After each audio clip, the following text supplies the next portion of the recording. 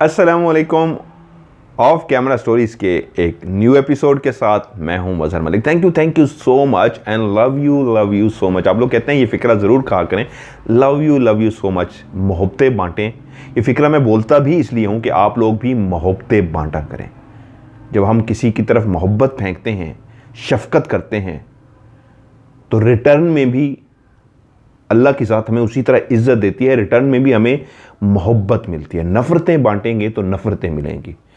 सो मोहब्बतें बांटिए, कुछ नहीं कर सकते तो प्यार ही कीजिए ना। कम से कम किसी को बुलाते हुए, मुखातिब करते हुए अगर मोहब्बत का इजहार करेंगे तो लोग आपको मोहब्बत से ही जवाब देंगे। सो इसलिए मैं कहता हूँ, आप लोग भी कहते हैं लव यू सो मच। आज की सच्ची कहानी जो आज आपको मैं सुनाने जा रहा हूँ, शहरोज़ जिनका असली नाम है और प्यार से उनको शेरी कहते हैं, उन्होंने मुझे भेजी है। शेरी की कहानी, शेरी की ही ज़ुबानी। और राज के हवाले से भी कहता जाऊँ, पार्ट 2 का आप लोग बेसब्री से इंतज़ार कर रहे हैं। सैटरडे वाले दिन इंशाल्लाह टाइम पे आपको पूरी कोशिश होगी। पार्ट 2 जो है आपका, जिसका बेचैनी से इंतज़ार हो रहा है, मुझे बहुत कॉल्स आ चुके हैं पार्ट 2 कब आएगा। मैंने कहा जी अपने टाइम पे इंशाल्लाह सैटरडे को, जिस तरह चलता होता है राज, पार्ट 2 इंशाल्लाह आपको देखने को मिलेगा। तो क्या है उसमें वो तो आपको देख के पता लगेगा। अभी तो बहुत कुछ है जो आपको दिखाना है इंशाल्लाह, जो आपको मज़ा आएगा। शेरी ने जो स्टोरी मुझे भेजी है, मैं उनको निकनेम से ही पुकारूंगा, शहरोज़ शेरी। उनकी एक छोटी सी फैमिली, भाई बहन, माँ बाप, लाहौर के एक इलाके में रहते थे। घर उन्होंने किराए पे लिया, लेकिन उस घर के अंदर कुछ इस तरह की एक्टिविटीज़ हो रही थी कि वो जो बुरे वाक़यात, हॉरर वाक़यात, खौफनाक वाक़यात हो रहे थे, वो सिर्फ शेरी के साथ नहीं हो रहे थे, शेरी की वालदा के साथ भी हो रहे थे। लेकिन शायद कभी वालदा ने भी बच्चों के सामने बैठ के डिस्कस इसलिए नहीं किया कि बच्चे परेशान ना हो जाएं, डर ना जाएं। और शेरी भी अपने वालदैन से या बहन भाइयों से इस बात का तज़किरा नहीं करता था कि मैंने भी कुछ देखा है। वो कहते हैं तकरीबन 2 महीने हम उस मकान में रहे तो हमें पता लगा वो एक ऐसा हॉन्टेड मकान था जिसमें कोई भी 1 महीना भी मुश्किल से गुजारता था, 10-15 दिन के बाद ही छोड़ने के लिए तैयार हो जाता था। कोई भी किराएदार लाहौर के उस मकान में रहने को तैयार नहीं होता था। लेकिन इन लोगों ने न सिर्फ महीना बल्कि पूरे 2 महीने वहां पे गुजार लिए। मजबूरन इनको इसलिए छोड़ना पड़ा कि मालिक मकान उस मकान को सेल करना चाह रहा था, क्योंकि जो भी किराएदार आते थे कुछ अरसा रुकते थे, चले जाते थे। शायद वो भी इस बात से वाकिफ हो चुका था कि ये घर नॉर्मल घर नहीं है। यहाँ पे यकीनन उस हवाई मखलूक का बसेरा है जो किसी भी किराएदार को रहने नहीं देती, जो 15-20 दिन के बाद छोड़ के चला जाता है। लेकिन ये शेरी की फैमिली ऐसी फैमिली थी जो रहने को वहाँ पे तैयार थी। उनकी वालदा ब्रेव भी थी लेकिन डरती भी थी। हर वक्त घर के अंदर पढ़ाई करती, तहज्जुद गुजार थी। सोने से पहले बच्चों पे भी दम करती, शोहर पे, अपने पे, सब पे दम करती, और फूंक फूंक पे पूरे घर के अंदर वो कुरान मजीद की तिलावत करती। उन्होंने उस खौफ के बावजूद उस घर में रहना सीख लिया था। लेकिन शायद मालिक मकान जो डरा हुआ था, उसने फैसला किया कि मुझे इस घर को बेच देना चाहिए। और 2 महीने बाद ही उसने उनसे कह दिया, मैं ये मकान बेचने जा रहा हूं, मजबूरन आप लोगों को ये घर खाली करना होगा। सो इस तरह शेरी और उसकी फैमिली, लाहौर का इलाका है सब्ज़ाज़ार, ये एक रियल लोकेशन है। उन्होंने कहा जगह आप रियल ही बताइए, और वहाँ पे एक बुलाक है बाकायदा, ए बुलाक। बहुत सारे लोग जान गए होंगे इस लोकेशन को। वो कहते हैं हम सारे वहीं पे शिफ्ट हो गए। ये एक बहुत बड़ा 1 कनाल का तकरीबन घर था। 8-9 मरले के ऊपर बिल्डिंग बनी हुई थी, बाकी लॉन्चन था। ये डबल स्टोरी घर था। नीचे माले के मकान रहते थे और ऊपर वाला पोर्शन इन लोगों ने किराए पे ले लिया। बहुत खूबसूरत मकान था। पुराने जो दोस्त, बचपन के दोस्त थे, वो शेरी के साथ मुसलसल राब्ते में थे। गपशप का सिलसिला उनका चलता रहता था, यहां तक कि वो मकान शिफ्ट भी कर लेते और फिर भी मिलने के लिए आ जाते थे। शेरी अपने इस घर से बहुत खुश था। बहुत ना सिर्फ खूबसूरत था, काफ़ी बड़ा था, बल्कि उसको एक जगह भी मिल गई जहां पे वो अपने दोस्तों को बुला के बैठ के गपशप कर सकता था। वो उसका ऊपर वाला टेरेस था, क्योंकि डैड ने कहा हुआ था अगर दोस्तों को कभी बुलाना हो तो बाहर मिल लिया करो या टेरेस पे बैठा करो और कहीं नहीं। तो ये लोग छुप छुप के जो बाहर मिलते तो फिर टेरेस पे जाके ये लोग बैठ जाते थे। वाले साहब काफ़ी सख्त तबीयत के मालिक थे। जैसे इस घर के अंदर वो कहते हैं हम शिफ्ट हुए, तो 1 से 2 दिन हमें हुए थे शिफ्ट हुए हुए वहां पे। तो मैं फ़ोन पे अपने उस पुराने दोस्त को बता रहा था अपने घर के बारे में, बहुत ही खूबसूरत घर है, बड़ा ज़बरदस्त है, ये है वो है। मैं टेरेस पे खड़ा हुआ था। अब घर का नक्शा इस तरह का है कि नीचे वाला जो पोर्शन है वो सेपरेट है, और ऊपर के लिए उन्होंने जो मेन गेट, जो बड़ा घर होता है, जब मेन गेट से आप दाखिल होते हैं तो एक गेट है जो नीचे वाले पोर्शन के लिए अलग ही सीढ़ियां बनाई गई हैं, जो सीढ़ियां सीधा ऊपर की तरफ जाती हैं, ऊपर वाले पोर्शन की तरफ। वहीं से एक दरवाज़ा मेन एंट्रेंस की तरफ चला जाता है, यानी जो सेकंड फ्लोर का पोर्शन है उसकी तरफ, और एक दरवाज़ा टेरेस की तरफ चला जाता है, और साइड पे स्टोर भी बना हुआ है। शहरी कहता है, मैं पहली दफ़ा दूसरा दिन था, टेरेस पे खड़ा अपने दोस्त से बात कर रहा था। बात करते करते मेरे सर के अंदर एक काफ़ी बड़ा सा पत्थर आके लगा। इतना बड़ा नहीं था कि मेरा सर जख्मी हो जाता, लेकिन इतना बड़ा ज़रूर था कि आके जब लगा तो एहसास हुआ कि चोट लगी है, और मैं एकदम घबरा गया और मैंने ऊपर की तरफ देखा, ये किसने मारा है। तो ऐसा लगा कि ये पत्थर कहीं और से नहीं, घर की छत से आया है, क्योंकि वो सेकंड फ्लोर पे खड़ा था टेरेस पे, उससे ऊपर छत थी। तो उसने दोस्त को कहा, यार रुकिए 1 मिनट में ज़रा देख के आऊँ ये क्या हुआ है। उसने कहा क्या हुआ है, उसने कहा बताता हूँ। वो सीधा सीढ़ी के अंदर गया और उसने जाके देखा तो बाहर की तरफ से दरवाज़ा बंद था। उसने दरवाज़ा खोला, ऊपर चला गया देखने के लिए कि छत पे कौन है, तो छत पे कोई भी नहीं था। साथ वाली जो छत थी उसकी दीवार छोटी थी, उसको लगा शायद यहाँ से कोई आया होगा, शरारत करके उसने मुझे पत्थर मारा होगा और उतर गया होगा, या मेरा वहम है। वहम तो इसलिए नहीं हो सकता था कि पत्थर तो लगा था, लेकिन उसको जो वहम लगा वो लगा शायद ऊपर से ना आया हो, कहीं इधर उधर से आया हो। तो फिर भागता हुआ उस जगह पे आके खड़ा हुआ और उस जगह को देखने लगा कि पत्थर का रुख किस तरह का था। फिर उसको एहसास हुआ सामने तो रोड है, तो रोड की तरफ से तो आ नहीं सकता, ये यकीनन छत से ही आया था। तो अगर छत से था तो मारने वाला जो भी था अब वो छत पे नहीं था। तो उसने पूछा क्या हुआ। उसने कहा यार किसने पत्थर मारा है। उसने कहा किसने शरारत की होगी। उसने कहा यार दूसरा दिन है, मैं ऊपर भाग के भी गया हूं, मेरी फैमिली में से अगर कोई शरारत करता तो नीचे का दरवाजा बंद ना होता, दरवाजा खुला होता, मैं समझ जाता ऊपर कोई है। या अगर मेरी फैमिली में से कोई ऊपर जाके छुप जाता शरारत करते, तो जब मैं देखने के लिए गया हूं तो मुझे वहां पे नजर आ जाता, तो उनमें से कोई नहीं था। बात आई गई हो गई, वक्त गुजरना शुरू हो गया, ये लोग वहां पे रहना शुरू हो गए। घर बहुत अच्छा था, मालिक मकान से आमना सामना बहुत कम होता था, आते अपने काम से काम रखते। शहरी का कहना यह है उन दिनों में मेरी एक लड़की से दोस्ती हुई। मैं उससे फ़ोन पे गपशप करना शुरू हो गया। जब दोस्त भी मेरे आते थे तो अक्सर हम लोग टेरेस पे बैठ जाते थे, या फिर वो जो स्टोर बना हुआ था टेरेस के साथ साइड पे, वहां पे हम लोग बैठते और गप्पे मारते। स्टोर इस तरह का था कि वहां पे, अब तो ख़त्म हो गया, पहले लोगों के पास बड़ी बड़ी पेटियां होती थी, रज़ाइयाँ और इस तरह का जो बड़ा बड़ा सामान होता था पेटियों के अंदर रख देते थे। स्टोर के अंदर कहते हैं हमने अपनी पेटियां रखी हुई थी, और ऊपर एक रोशनदान बना हुआ था जो बाहर टेरेस की तरफ खुलता था। अगर यानी कोई टेरेस की तरफ खड़ा है तो वो रोशनदान को हिला सकता था, इतनी हाइट पे था रोशनदान। अब वो कहता है जब मेरी दोस्ती हुई तो मेरा सिलसिला इस तरह शुरू हुआ कि मैं अक्सर 8-8 घंटे, बाजू का 10-10 घंटे भी, कभी अपने कमरे में, कभी छुप के ऊपर स्टोर में मैं उस लड़की से बात करता रहता। लेकिन एक बात जो शहरी को फील होना शुरू हुई वो ये थी, रात के टाइम पे वो जब भी उस लड़की से बात कर रहा होता तो उसको लगता कि पीछे कोई खड़ा है। उसने लाइट जला रखी होती थी, स्टोर की भी, रूम की भी, लेकिन वो मुड़ के देखता तो उस वक्त कोई भी नहीं होता था। उसको इतना अंदाजा जरूर था ये मेरा वहम नहीं है, कोई है जो सचमुच मेरे पीछे होता है।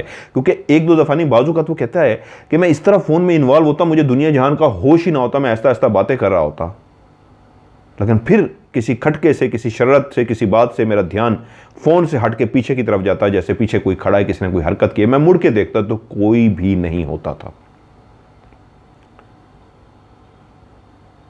और एक दफा ऐसा हुआ, मैं अपनी उसी दोस्त से बैठा बात कर रहा था, ये तकरीबन दिन का कोई 1:30-2 बजे का टाइम था।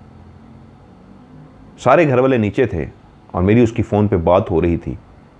मैं स्टोर के अंदर बैठा हुआ था, तो बाहर वो जो रोशनदान सा था उस स्टोर का, जो बाहर टेरेस की तरफ खुलता था, बाहर से किसी ने उसको हाथ मारा, नॉक किया। एकदम से कहता है मैं फ़ोन पे चुप हुआ और मैंने उसको कहा लगता है मेरी बहन शरारत कर रही है, वो ऊपर गई है, ऊपर चली जाके उसको पता लग गया कि मैं फ़ोन पे बात कर रहा हूँ, वो खटका रही है। कितने कहा खटकाती रहे। मैं फिर फ़ोन पे बात करना शुरू हो गया, लेकिन आवाज़ और धीमी कर दी ताकि अगर मेरी बहन शरारत करिए तो उसको बाहर आवाज़ ना जा सके। थोड़ी देर गुजरी थी कि दोबारा से नॉक किया गया। मेरी दोस्त ने पूछा कि दरवाज़ा फिर नॉक हो रहा है? उसने कहा हाँ हाँ मेरी बहन शरारत करिए, छोड़ो तो उसको, वो मुझे तंग कर रही है, मुझे पता है, उसको पता लग गया मैं फ़ोन पे बात कर रहा हूँ। बहन भाइयों में शरारत का एक सिलसिला चलता रहता था। पता तो था बहन को कि भाई किससे बात करता है, तो बहन शायद शरारत करने के मूड में थी। जब तीसरी दफ़ा भी उस खिड़की को नॉक किया गया तो उसने कहा यार ये आप बहुत ज़्यादा तंग कर रही है, एक मिनट मैं इसको ज़रा देख लूँ, वरना ये ऐसे तंग ही करती रहेगी। कहता है मैंने दरवाज़ा खोला और टेरेस का दरवाज़ा खोल के बाहर आ गया। मेरी आंखों ने जो मंजर देखा तो बाहर मेरी बहन तो नहीं, लेकिन वहां पे एक तकरीबन 4.5 से 5 फुट की हाइट थी, 4.5 से 5 फुट की उसकी हाइट थी। सफ़ेद लिबास उसने पहना हुआ था और चेहरा बहुत ही चमकता हुआ, बहुत ही खूबसूरत सा। बाल आगे से उसके कटे हुए थे, बहुत ही रेशमी और सिल्की से उसके बाल थे। थोड़े थोड़े उसने आगे की तरफ डाले हुए थे, बाकी बाल उसके पीछे की तरफ थे। बहुत ही वाइट कलर, चमकता हुआ कलर था, बहुत ही वो गोरी थी और तकरीबन 4.5 फुट की उसकी हाइट थी और वो रोशनदान के बाहर खड़ी थी। कह रहा मैं एकदम चौंक गया, ये कौन है? वो बहुत ही खूबसूरत लड़की थी और मेरे दिल में ये ख्याल आया शायद यही इतना अरसा शरारतें करती रही है, यही है जो अक्सर जो मुझे महसूस होता है पीछे छुप के खड़ी हुई, आज भी ये शरारत कर रही थी। मैं अभी कह रहा है ये सोच ही रहा था इससे कोई पूछूं कौन हो, कि 7 वाली की छत के आई हो, ये तो अकेडमी की छत है, वहां से आ गई हो, ये कौन हो? मैं अभी इस तरह का मतलब सोच ही रहा था कि उससे पूछ सकूं, तो मेरे सामने ही चलती हुई सीधी वो स्टोर के अंदर चली गई। मैं जो अपनी जगह पे खड़ा हुआ, पहले तो उसको जाते हुए देखता रहा। जब वो मैं नियत ही कर रहा था उस खूबसूरत लड़की से जिसके रेशमी सिल्की बाल और चेहरा इंतहाई हसीन और जमील, खिलता हुआ रंग, उसका इतना खूबसूरत रंग था, वाइट कलर था, फेयर कलर था, जैसे बिल्कुल गोरी हो कोई, कि मैं अभी उससे कुछ पूछूं। उसने मुझे देखा, मैंने उसे देखा और मैं जैसे उससे पूछने लगा कि कौन हो तुम, तो मेरे सवाल करने से पहले ही वो मुड़ी और मेरी आंखों के सामने चलती हुई उस स्टोर के अंदर चली गई जहां पे मैं बैठा हुआ था। मैं एकदम हैरान हो गया, ये कौन है? क्या आया घर में कोई मिलने आया हुआ है, कोई बहन की सिस्टर, कोई दोस्त आई हुई है, या कौन है ये? तो एकदम से कहता है, मैं भी पीछे चलता हुआ सीधा उसके स्टोर में गया हूं कि देखूं ये कहां गई है। लेकिन स्टोर तो बंद था, कोई भी अंदर नहीं था, खाली पड़ा हुआ था। तो कहता है मैं एकदम से घबरा गया हूं, ये क्या हुआ है? मैंने दोस्त को कहा 1 मिनट तुम्हें मैं बाद में कॉल करता हूं, जरा बंद करो।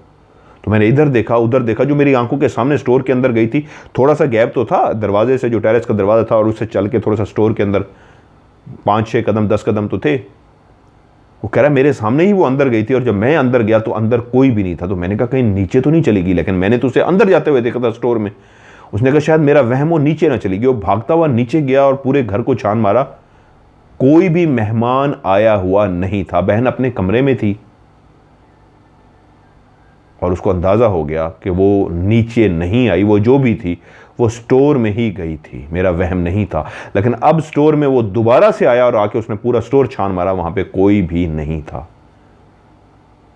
तो ये बात उसने कहा ये कंफर्म होगी, मेरा वहम नहीं है। वो पहले भी स्टोर में गई थी और मैं भी उसके पीछे स्टोर में गया था, लेकिन जब मुझे कुछ नजर नहीं आया तो मैं समझा शायद नीचे गई है, लेकिन वो नीचे नहीं गई थी।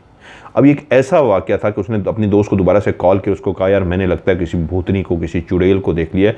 वो बहुत ही हसीन और जमील रूप में थी, बहुत ही खूबसूरत लड़की के रूप में थी। तो उसकी दोस्त के साथ शरारत करना शुरू होगी, हाँ हाँ ये है, वो उसको छेड़ना शुरू होगी। वो उसको कस्में उठा उठा के कही यार कसम उठाता हूँ मैंने उसको देखा है यार, इस तरह देखा है। वो क्या अच्छा छोड़ो इस बात को। तकरीबन वो कहता है, शहरी कहता है कि 1 हफ्ता मेरे दिल के अंदर वो खौफ रहा, मैं उस ऊपर जाने से भी डरता रहा। लेकिन फिर आहिस्ता आहिस्ता आहिस्ता आहिस्ता मैं अपनी रूटीन पे आने लगा। वही मेरा सिलसिला फ़ोन का जारी रहा और हुआ ये कि मैं भूल गया उस बात को कि मेरे साथ इस तरह का कोई वाकया हुआ था। फिर वही मेरा सिलसिला, दोस्तों को मिलने के लिए भी मैं जाता, दोस्त मेरी तरफ आ जाते, हम अक्सर उसी टेरेस में ही बैठते गप्पे मारते, या फिर उसी स्टोर के अंदर बैठ जाते हम गप्पे मारते। और फिर कभी भी कुछ इस तरह नहीं महसूस हुआ कि मैं वो जो मेरे साथ वाकया हुआ था लड़की वाला उसको याद करता। फ़ोन का सिलसिला मेरा जारी था 8-8 घंटे 10-10 घंटे, क्योंकि मैं जॉब कर नहीं रहा था उन दिनों में, तो उन दिनों में फ्री था तो मैं फ़ोन पे ही लगा रहता। तकरीबन कहता है 2 से 3 महीने इस बात को गुजर गया और मैं वो सब कुछ जो कुछ मेरे साथ हुआ था, वो लड़की वाला, वो जो हसीन और जमील चेहरा मैंने देखा था जो मेरे सामने आई थी एक इंसान के रूप में, जो आज भी मेरा दिल कहता था शायद मेरा वहम हो कि वो गायब हुई है, लेकिन फिर वो अपने आप को कहता है कैसे मेरी आंखों के सामने तो गई है।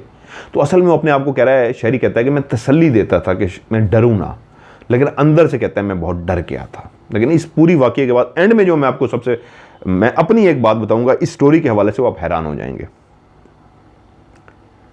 दूसरा वाकया उस वक्त हुआ, शायरी कहता है 2-3 महीने 4 महीने हो गए थे मुझे बात करते हुए, मुझे वो कह रहा है सही याद नहीं है, तो मैं टाइम दिया कि आज हम रात को बात करेंगे। पापा सो गए और मैंने फ़ोन उठाया और ऊपर छत पे जाके टेरेस पे बैठ गया। अब मैं टेरेस से उससे बातें करना शुरू हो गया। बातें करते करते मैं इस तरह मशगूल हो गया बातों में कि मुझे नहीं याद मैं कहाँ बैठा हूँ, मैं कौन हूँ। अमूमन ये एज ऐसी होती है नौजवानी की, 22-23 साल उसकी उम्र, कि दुनिया जहान को भूल के वो दोनों अपनी फ़ोन की बातों में मसरूफ़। कि एकदम से लाइट चली गई तो कहता मैं एकदम से डर गया। उसने कहा क्या हुआ? मैंने कहा यार लाइट चली गई है। तो उसने कहा क्या हुआ अगर लाइट चली गई है तो इसमें ऐसी क्या बात है? उसने कहा यार रात का टाइम है ना। तो उसने कहा रात का टाइम है, क्या हुआ? मैं आपके साथ फ़ोन पे बात तो कर रही हूँ, डरने की क्या ज़रूरत है? आप इतने बहादुर हो, आप ऐसे डर रहे हो। जब लड़की ने ज़्यादा तसल्ली दी, उसको भी थोड़ा सा फील हुआ कि यार ये शर्मिंदगी वाली बात है, वो क्या सोचेगी, लड़की हो के डर नहीं रही और मैं डर रहा हूँ। उसने कहा हाँ कोई बात नहीं, बस वैसे इधर दिल में आ गया था, लाइट चली गई। उसने कहा कोई बात नहीं, गप्पे मारते हैं। अब वो फ़ोन की तरफ इन्वॉल्व तो हो गया, लेकिन अभी तक उसका जो दिमाग था वो अंधेरे की तरफ उलझा हुआ था। वो उसे बातें भी कर रहा था और फिर भी इर्द गिर्द देख लेता। घर नीचे वाला पोर्शन सारा अंधेरे में डूबा हुआ था, लेकिन टेरेस पे वो जो चांद की हल्की हल्की रोशनी थी वो ज़रूर पड़ रही थी। और जब एकदम से लाइट जाती है तो इंसान नहीं देख सकता, लेकिन थोड़ी देर के बाद आंखें अंधेरे में भी देखने की आदी हो जाती हैं। और टेरेस पे क्योंकि चांद की रोशनी पड़ रही थी, इसलिए टेरेस पे वो हर तरफ देख रहा था।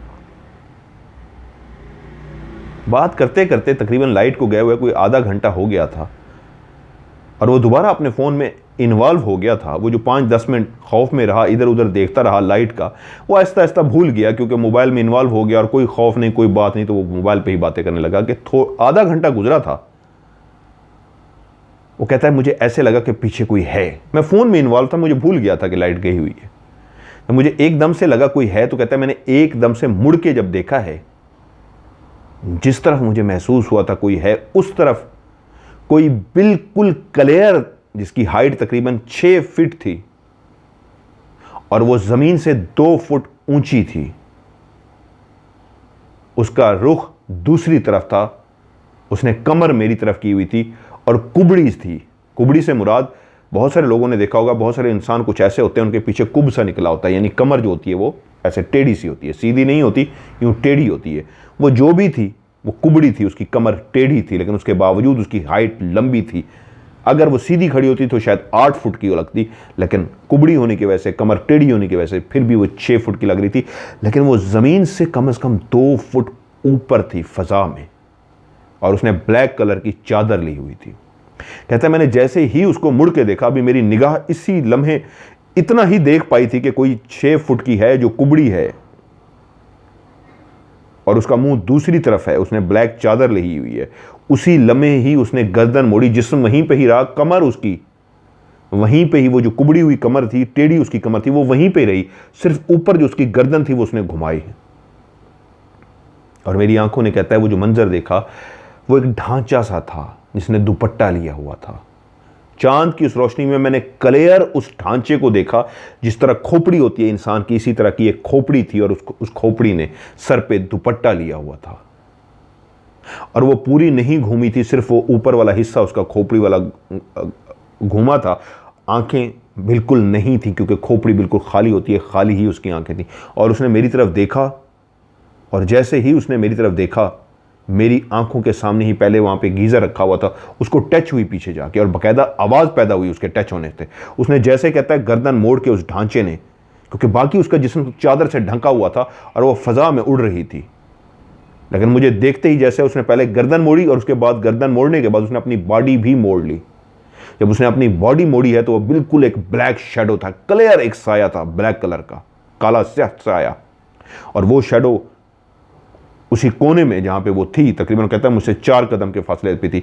गीजर रखा हुआ था, वो गीजर के साथ जाके टकराई, आवाज पैदा हुई बकायदा उसके टकराने से, और मेरी आंखों के सामने ही वो सीधा ऊपर उड़ गई। जिसने पहले ब्लैक चादर ली हुई, सर सिर्फ खोपड़ी की तरह ढांचा, नीचे ढांचा नहीं था, नीचे सिर्फ शैडो था, ब्लैक साया था, ऊपर सिर्फ खोपड़ी थी जो खाली थी। और बाद में जब उसने घुमाई तो एकदम से वो बॉडी जैसे ही घुमाई, उसने घुमा के वो जान के पीछे हुई, जो पानी का गीजर होता है गर्म करने के लिए, पानी गर्म करने के लिए, उसके साथ जाके टच हुई, बकायदा गीजर से आवाज आई और उसके बाद वो उड़ी और फजा में गायब हो गई। वो कह रहा है मेरी हालत ऐसी हो गई कि मेरी लफ्ज खामोश हो गया, मैं कांपना शुरू हो गया, मुझसे बोला नहीं जा रहा था। और उधर से वो फ़ोन पे कर रही थी हेलो हेलो हेलो हेलो, यहां तक कि मोबाइल मेरे हाथ से गिर गया। काफ़ी देर मैं ऐसे था जैसे मैं बुत सा बन गया हूं, मैं ऐसे था जैसे मैं हिल नहीं पा रहा हूं, आवाज़ नहीं निकाल पा रहा हूं, मुझे कुछ हो जाएगा, मैं गिर जाऊंगा, मैं बेहोश हो जाऊंगा। कितने मिनट लगे मुझे अपने आप को नॉर्मल करने में। जब मैं होश में आया, ऐसे लगा जैसे मैं होश में आया हूं, मैंने जल्दी से मोबाइल उठाया और नीचे दौड़ लगा दी, सीधा अपने कमरे में गया और मैं आज जाके बेड पे गिर सा गया और ऐसे लगा कि मैं अभी बेहोश हो जाऊंगा, अभी मुझे कुछ हो जाएगा।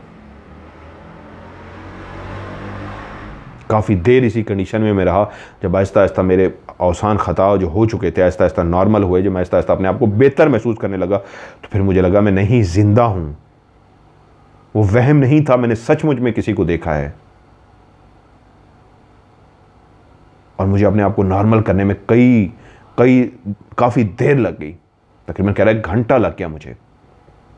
वो उधर परेशान हो गई थी कि आज तो हमने रात सारी बात करनी थी, ऐसे कैसे फ़ोन बंद कर गया है, क्या हो गया है। तो वो भी जाग रही थी। कह रहा घंटे बाद मैंने उसको कॉल मिलाई तो वो बहुत ज़्यादा परेशान थी। पहली बेल पे उसने उठाई, उसने कहा क्या हुआ, तुमने कभी आज तक ऐसा नहीं किया, अचानक इस तरह फ़ोन बंद हुआ और उसके बाद ये हुआ। मैं हेलो हेलो कर रही थी। कह रहा है मैंने उसको जब सारी कहानी सुनाई तो वो सुन के हैरान रह गई। उसने कहा नहीं तुम्हारा वहम होगा। मैंने कहा नहीं, ये मेरा वहम नहीं है, मैंने उसको सचमुच में देखा है। मुझे अभी भी आंखें बंद करता हूँ, उसका चेहरा, मेरा जिस्म कांप रहा है। मैंने हिम्मत जमा करके तुम्हें सिर्फ बताया है, मेरे अभी भी दिमाग के आगे उसका नक्शा है, मेरी आंखों में वो उसका अक्स फीड हो चुका है। वो कोई चुड़ैल थी, ब्लैक कलर की चादर उसने ली हुई थी और कुबड़ी थी, पीछे से उसकी कमर निकली हुई थी। पूरा जिस्म जो उसका था सिर्फ साये की तरह था, ब्लैक साया, ब्लैक शैडो, लेकिन ऊपर खोपड़ी थी बगैर आंखों के। मेरा वहम इसलिए नहीं हो सकता कि वो बकायदा गीजर के साथ टकराई थी और टकराने की आवाज पैदा हुई थी और उसके बाद वो फिर ऊपर की तरफ उड़ गई थी। तो उसने उसको हौसला दिया, वो काफी इस टॉपिक पे बात करते रहे। वो उसको समझ गई थी कि वो डर चुका है, बहुत ज्यादा खौफजदा है और उसकी इतनी ज़्यादा कॉलें आ चुकी थी, मुसलसल वो कॉलें करती रही थी, लेकिन उसको होश ही नहीं था किसी बात का। अमूमन जब लड़के रात को फ़ोन पे बात करते हैं तो बेल बंद ही रखते हैं ताकि घंटी से कोई जाग न जगे, तो वो साइलेंट पे वगैरह मेरा मोबाइल था। काफ़ी कॉलें करती रही लेकिन मुझे कोई होश नहीं था। घंटे बाद जब मैं नॉर्मल हुआ तो उसको पूरी कहानी सुनाई और उससे मैंने कहा मुझे नींद नहीं आएगी, मुझसे बात करती रहो। तो रात सारी हम बात करते रहे। कह रहा है मुझे 1 हफ्ता इतना मेरे अंदर खौफ रहा, मैं इतना डरा सहमा रहा, 1 हफ्ता मैं घर से निकला ही नहीं। मैं हर वक्त अपने कमरे में रहता, वो मुझे हौसला देती रहती, मैं अपने घर वालों को बताना चाह रहा था, लेकिन फिर बात वही होती कि वो कहते तुम उधर क्यों गए थे, तुम्हें मना किया था, इतनी रात को वहाँ पे क्यों बैठते हो, इस तरह की बहुत सारी बातें होती, क्लास हो जाती। तो इस खौफ से मैंने घर वालों को भी नहीं बताया, लेकिन मैं अंदर से बहुत ज़्यादा डर चुका था। मैं फ़ोन पे तो बात करता था लेकिन कमरे में, अब मैं ऊपर टेरेस की तरफ नहीं जाता था। काफ़ी दिन तकरीबन वगैरह 1 हफ्ता मेरी इसी तरह की सिचुएशन रही, बहुत खौफ का शिकार रहा मैं। अब ऊपर की तरफ मैं जाता ही नहीं था, रात तो रात, अब मैं दिन के वक्त भी ऊपर नहीं जाता था। अब एक बात मुझे जो पहली जहन में आई, वो जिसने पत्थर मारा था वो वहम नहीं था। वो जो मुझे अक्सर महसूस होता था मेरे पीछे कोई आन के खड़ा है, वो मेरा वहम नहीं होता था। फिर वो जो सफ़ेद कलर की लड़की मैंने देखी थी, जिसकी शक्ल इस तरह की थी कि इंतहाई हसीन व जमील, उसके बाल आगे से ये वाला हिस्सा तो चला बेबी कट तक ऐसे कटिंग हुई हुई थी, और कुछ बाल उसने आगे की तरफ डाले हुए थे और कुछ पीछे की तरफ डाले हुए थे, कमर तक उसके बाल जा रहे थे, रेशमी सिल्की बहुत ही ब्लैक कलर के हसीन व जमील उसके बाल थे, और वो खुद भी इतना गोरी चिट्टी थी कि दूर से नजर आती थी कि बहुत ही फेयर कलर है उसका। और वो जो उसी स्टोर में गई थी वो भी मेरा वहम नहीं था, क्योंकि लास्ट टाइम जिस चीज़ को मैंने देख लिया था उसके बाद ये उसको 100% यकीन हो गया कि ये वाक़यात होते रहे हैं मेरे साथ। लेकिन एक हफ्ते बाद जो एक वाक़या हुआ उससे सब हैरान रह गए। गर्मियों के दिन थे, उनकी मॉम अक्सर रात को वहाँ पे वॉक करती, टहलती खाना खाने के बाद, और थक जाती तो कुछ देर के लिए लेट जाती ऐसे। शहरी, उसका भाई बहन डैड सारे नीचे थे, मॉम उनके ऊपर वॉक कर रही थी, और टहलते टहलते वो चारपाई जो ऊपर टेरेस पे पड़ी रहती थी उस पर लेटी उन्होंने आंखें बंद कर ली।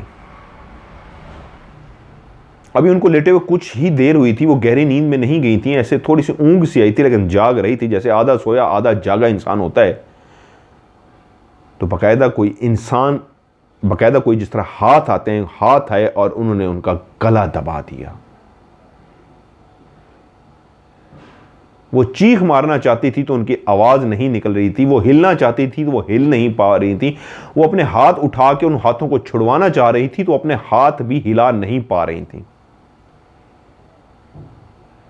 उनको ऐसा लगता था कि अभी उनका दम घुट जाएगा और अभी वो मर जाएंगी, वो बच नहीं पाएंगी। जो भी हाथ थे वो जो उसका गला दबा रहे थे शायद उसको मारना चाह रहे थे।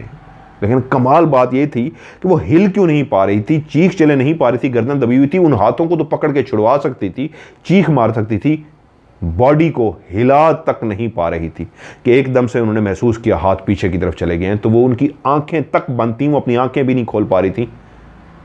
और जैसे ही हाथ छूटे तो फौरी तौर पे कहते हैं मेरी एक बॉडी के अंदर हिम्मत सी पैदा हुई, मैं अपने हाथों को हिला पाई और फौरी तौर पे अपने दोनों हाथ गर्दन की तरफ लेके गई, जैसे सांस वापस आ जाए, ताकि वो जो हाथ हैं जो छोड़ चुके थे मेरी गर्दन को, पीछे चले गए थे। तो फौरी तौर पे एक रिएक्शन आता है, इंसान फौरी अपनी गर्दन को ऐसे हाथ लगाता है। उन्होंने अपनी गर्दन को हाथ लगाया और उठ के बैठ गई एकदम से। जैसे ही उन हाथों ने जो गर्दन दबा रहे थे उनको छोड़ा तो वो उठ के बैठ गई, अब वो हिल सकती थी। और उन्होंने आंखें खोली तो एक ऐसा मंजर उनकी आंखों के सामने था जो बहुत ही अजीबोगरीब था। एक बूढ़ी सी औरत बिल्कुल उनकी चारपाई के पास खड़ी थी और 2 से 3 कदम के पीछे एक लड़की खड़ी हुई थी। और उसी वक्त उनको खांसने की आवाज आई। उन्होंने मुड़ के अपनी गर्दन मोड़ी और जब हमने लेफ्ट साइड पे देखा तो कोने में जो कुर्सी पड़ी हुई थी उसके ऊपर एक बहुत ही बुजुर्ग सा बंदा बैठा हुआ था। वो एकदम से हैरान हो गई।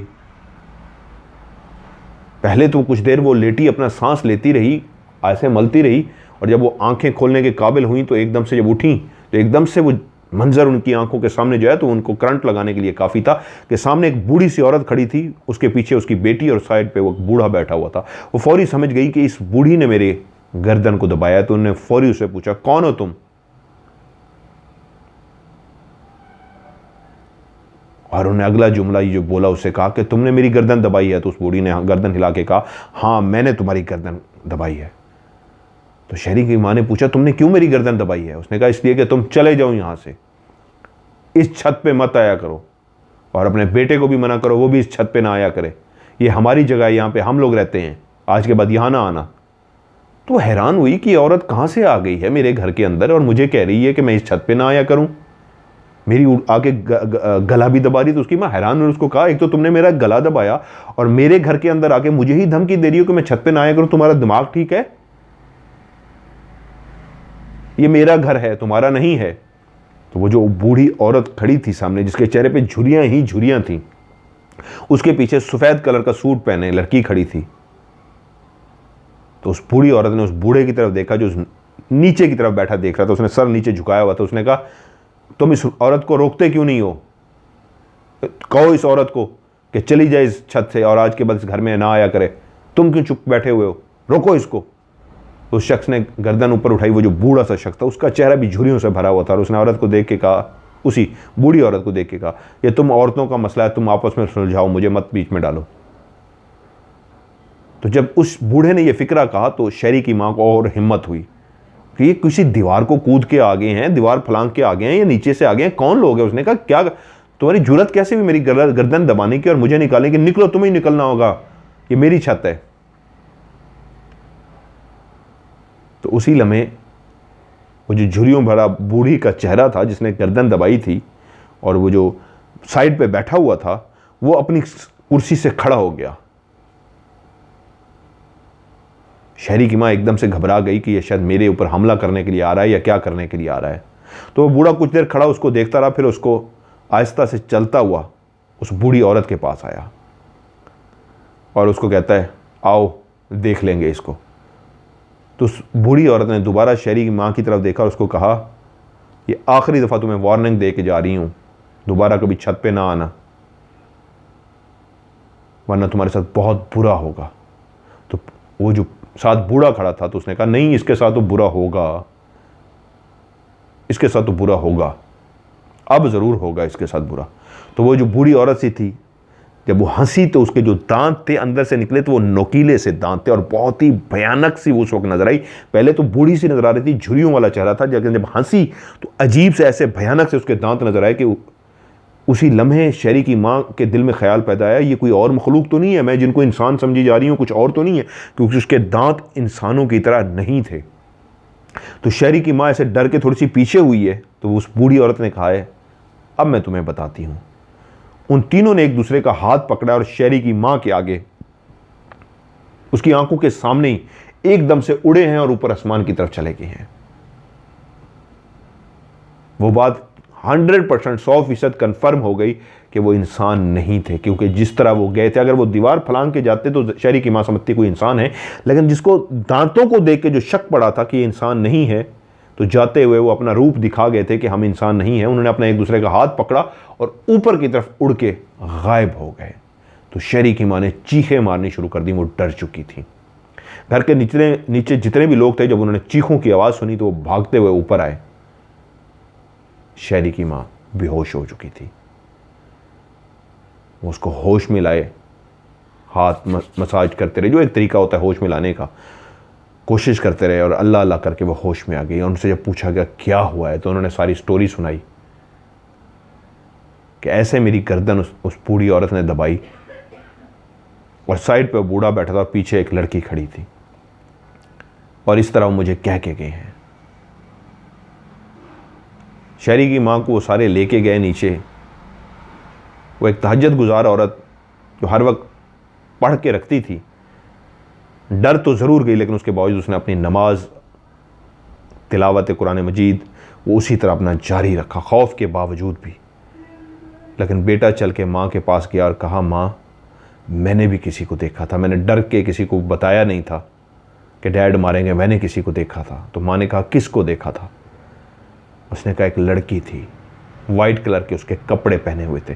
तो माँ बोली, आगे से उसकी कटिंग तो नहीं हुई थी? उसने कहा, हाँ माँ, उसकी आगे से बाल कटे हुए थे और बाल उसने आगे ऐसे डाले हुए थे। माँ ने कहा, बिल्कुल, मैंने भी उसी लड़की को देखा है, पीछे वही खड़ी हुई थी, उसका कद यही कुछ 4.5 फुट होगा। उसने कहा, बिल्कुल माँ, सफ़ेद कलर के सूट के अंदर थी, आगे से कटिंग और बाल वो आगे डाल के रखती है। माँ ने कहा, बिल्कुल रेशमी से, सिल्की से बाल कमर तक जा रहे थे। उसने कहा, हाँ माँ, मैंने उसी को देखा था। तो माँ ने कहा, वही उनकी बेटी थी, और वो जो बूढ़ा और बूढ़ी थे वो जिन थे, वो यहाँ पे रहते हैं, और वो उन्हीं की बेटी है जिसको तुमने देखा था। उसके बाद उन लोगों ने फैसला किया कि अब इस घर में नहीं रहना। कुछ दिन तो वो रहे, लेकिन तबीयत माँ की संभल नहीं रही थी शहरी की, तो उसके बाद फैसला हुआ इस घर को छोड़ दें। उन्होंने उस घर को छोड़ दिया, वो कहीं और लाहौर में ही शिफ्ट हो चुके हैं। तो मैंने जिस तरह कहा था ना, मैं आपको लास्ट में एक बात बताऊंगा, तो मैंने फिर शहरी से कहा, उन्होंने मुझे कहा, मतलब सर, मेरी वालदा की तबीयत अभी तक ठीक नहीं हो सकी, मुसलसल वो बीमार हैं, मुसलसल उनके साथ उस दिन से मसला चला आ रहा है, अभी तक वो बेहतर नहीं हो सकी, मेरी माँ को ठीक कर दीजिए प्लीज़। जब उन्होंने मुझे स्टोरी भेजी, उनका भी नंबर नहीं आया था, काफ़ी दिनों से मुझे कह रहे थे मेरी स्टोरी आपको क्या पसंद नहीं आई। मैंने कहा, नहीं पसंद आई है, मैं इंशाल्लाह आपकी स्टोरी को सुनाऊंगा भी सही, बस जैसे ही आपकी स्टोरी का नंबर आएगा मैं आपको सुना दूंगा। तो उन्होंने कुछ अर्से बाद मुझे मैसेज किया कि आप बेशक मेरी स्टोरी को ना सुनाएं, मैं हल्फ देता हूँ, कसम उठाता हूँ, एक सच्ची कहानी है, लेकिन मेरी वालदा का प्लीज़ आप इलाज ज़रूर कर दीजिए। मैं बहुत परेशान हूँ माँ की वजह से, मेरी माँ बहुत डिस्टर्ब है। ये वाक़या जो मैंने आपको सुनाया वो कह रहे हैं 2015 का वाक़या है, लेकिन तब से लेके अभी तक मेरी वालदा बेहतर नहीं हो सकी। 6 साल हो गए इस बात को। 2015 में उस घर में हम थे जो सब्ज़ार में था, और अभी तक हम परेशान हैं। तो मैंने उनसे कहा एक काम कीजिए, अपनी वालदा की मुझे डिटेल सेंड कीजिए, अपनी भी, तो इंशाल्लाह मैं उसको चेक करता हूँ और उसके बाद मैं आपको बताता हूँ उनके साथ क्या मसला है क्या नहीं। तो उन्होंने आज ही मेरी उनसे फ़ोन पर बात हुई है, उन्होंने मुझे अपनी वालदा की डिटेल सेंड की है। शहरी भाई, मैं ऑन एयर ही आपको बताने जा रहा हूँ, क्योंकि आपके सवाल प्रोग्राम में तो मैं चीज़ें बताता हूँ। अगर आप कहते तो मैं आपके सवाल में भी ये आपकी वालदा और आपके बारे में डिटेल से बता देता, लेकिन यहीं आज लाइव ही मैं आपको बताने जा रहा हूँ। आपके साथ और आपकी वालदा के साथ इन चीज़ों की बेइंतहा अटैचमेंट है, जिसको मैं अक्सर अपने प्रोग्राम में भी कहता होता हूँ, नेगेटिव असरात, बहुत ज़्यादा अटैचमेंट। आपकी मॉम के साथ तो बेइंतहा अटैचमेंट हो चुकी है। करंट जो आपने 3 दिन पहले की मुझे पिक्चर भेजी है, माथा देख के जो मैं पढ़ाई करके चेक करता हूँ, तो उसमें 110% मैं आपको बता रहा हूँ, आपकी वालदा के साथ बेइंतहा अटैचमेंट उन चीज़ों की हो चुकी है, और आपके साथ भी हो चुकी है। आपको जो नज़र आता है, महसूस होता है, वो बिल्कुल 100% क्लियर, वो बिल्कुल ठीक है, वो आपका वहम नहीं होता, क्योंकि आपके साथ भी ये चीज़ें अटैच हैं। इसलिए आपको भी जो कुछ महसूस होता है वो बिल्कुल सही महसूस होता है, लेकिन आपकी वालदा आपसे भी डबल उनके साथ अटैचमेंट है। यानी आपके साथ अगर 80% है तो उनके साथ 180% अटैचमेंट है। दोनों के साथ अटैचमेंट है, बेइंतहा है इन चीज़ों की, और स्पेशली नेगेटिव एनर्जी की, जिसकी वजह से वो सेहत की ख़राबी, हर चीज़ में रुकावट, हर चीज़ में परेशानी डालना, नेगेटिव असरात हर वक्त, पॉजिटिव नहीं, हर वक्त नेगेटिव असरात, जिससे ज़िंदगी में मसाइल ही मसाइल। सो आपकी स्टोरी तो मैंने सुना दी है, आप मुझसे रब्ता कीजिए, इंशाल्लाह मैं आपको पानी दम करके देता हूँ, वालदा को पढ़ने के लिए भी बताता हूँ, वो पढ़िए और वालदा को पानी पिलाइए, ताकि वो जितनी भी बुरी चीज़ें अटैच हो चुकी हैं, वो जो 2015 में आप लोगों ने देखा, जो मैंने आज स्टोरी सुनाई है, ये सिर्फ ध्यान में रखिए, सिर्फ वो हैं, फिर बहुत सारी चीज़ें अटैच हो जाती हैं। बहरहाल मैं आपको इसको खुल के नहीं बताता, मैं आपको फ़ोन पे बताऊंगा, तो आप उनको पानी पिलाइए, और जो मैं आपको पढ़ने के लिए बताऊंगा वो पढ़िए, इंशाअल्लाह ताला वो बिल्कुल ठीक हो जाएंगी। जितनी भी बुरी चीज़ें हैं वो उनको छोड़ के चली जाएंगी। आपने भी पानी पीना है, ताकि आपको भी अटैचमेंट जो हो चुकी है आपके साथ नेगेटिव असरात की, वो छोड़ के चले जाएँ।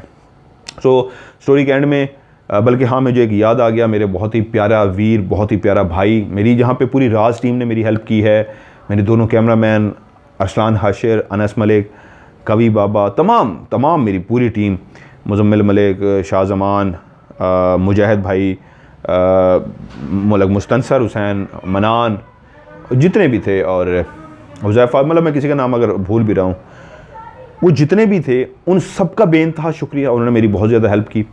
और सईद भाई का तहे दिल से शुक्रगुजार हूँ, हर मौके पे, हर जगह पे उन्होंने मेरा साथ दिया। लव यू सईद भाई, थैंक यू सो मच। आपके लिए मैं जितना भी अल्फाज कहूँ कम है। आप जैसा भाई अल्लाह ताला सबको दे, बेइंतहा मोहब्बतें आपकी, और थैंक यू सो मच। और सईद भाई ने कहा ये उनके कुछ जानने वाले हैं, उनका ये बेटा है उनके जानने वालों का, उन्होंने एक चैनल बनाया है अकलदान के नाम से। नीचे डिस्क्रिप्शन जो होती है वहाँ पे मैं लिंक भी दे रहा हूँ, तो प्लीज़ इनके चैनल को आप लोग प्रमोट कीजिए, सब्सक्राइब कीजिए, और घंटी के निशान को भी दबाइए। इस बच्चे ने मोटिवेशनल वीडियोज़ बनाई हुई हैं, जो आगे बनाना भी चाह रहे हैं, तो मैं इंशाल्लाह इनको गाइड भी करूँगा। तो आप लोग इनके चैनल को लाजमी देखें, अकलदान के नाम से इनका चैनल है। नीचे डिस्क्रिप्शन जो होता है, कमेंट्स जहाँ पे होते हैं, कमेंट्स में ऊपर मैं इनका चैनल का लिंक डाल के पिन भी कर दूंगा। आप इनके चैनल को खोलें और सईद भाई का हुक्म सर आंखों पे, और अकलदान चैनल को लाजमी सब्सक्राइब करें। अरसलान हाशिर और अनस मलिक भी अपना यूट्यूब का एक चैनल बना रहे हैं, बना चुके हैं, वीडियोज़ कर रहे हैं, गाँव के ऊपर व्लॉग बना रहे हैं। अरसलान गुड, वेल डन बच्चे, और अनस, कवि बाबा, आप लोग करें ये मेहनत। तो मेरी ख्वाहिश ये है कि आप लोग भी अपने चैनल पे कुछ वीडियोस डालें, ताकि तमाम लोग जो हैं आपको गांव की उन खूबसूरत सब्जियों, गांव के कल्चर, देहाती माहौल को देख के लोग आपके वीडियोस को भी लाइक करें और आपके चैनल को सब्सक्राइब करें। तो अरसलान बच्चे, आप तीनों मिल के इसको करें अपने चैनल को, और मुझे बताएं, ताकि मैं उसको भी लोगों को बताऊँ, लोग उसको सब्सक्राइब करें। सो अकलदान को भी सब्सक्राइब कीजिएगा। And love you so much Saeed भाई, and thank you so much my Raj all team. आप लोग भी अपनी मुझे कहानियाँ सेंड कीजिए, इंशाल्लाह मैं उसको इस तरह आज सुनाइए, इस तरह सुना दूंगा। नंबर वही है 0313665500। ये पाकिस्तान के लिए, और पाकिस्तान से बाहर वाले लोग जो मुझे भेजेंगे +92 पाकिस्तान का कोड मिलाएंगे, और उसके बाद 3136655500। रिपीट कर देता हूँ, +9266555500। +92 313665500। इस पर आप मुझे वॉइस मैसेज की सूरत में कहानी भेजिए या फिर आप मुझे लिख के भेजिए, इंशाल्लाह मैं उसको प्रोग्राम में शामिल करूँगा। सो आज की ऑफ कैमरा स्टोरी से मज़हर मलिक को दीजिए इजाज़त। अपना ढेर सारा ख्याल रखिएगा। मिलते हैं एक और नई स्टोरी में, तब तक के लिए खुदा हाफिज़।